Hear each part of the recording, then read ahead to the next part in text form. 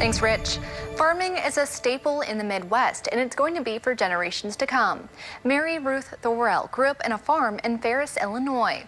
Her grandparents bought the farm in 1886, and it stayed in the family. At the age of 100, she is still riding through the fields from time to time.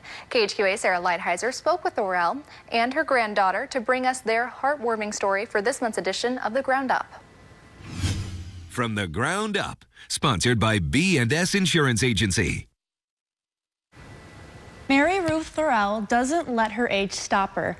A few years ago, Thorell's granddaughter, Jessica Carroll, surprised her grandmother with allowing her to ride in the combine.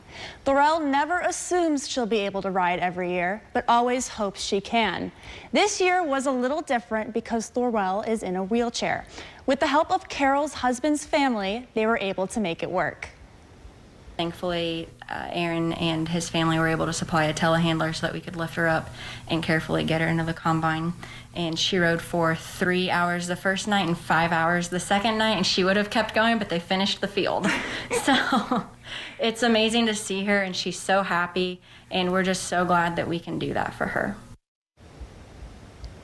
Thorell says it's amazing being able to ride around in the combine, as there's a lot of people who are younger than her that might not be able to get around as much. While she still needed help getting on and off, she's thankful that she was able to do it.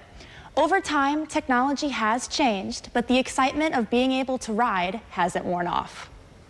Of course, the tractors nowadays are so much different than they were when I was running in them.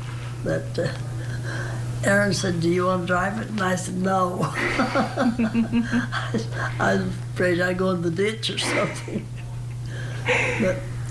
But it was a wonderful experience to be able to go back and ride on that. Thorell is third generation of farmers on the farm, and Carol currently resides on the farm as the fifth generation.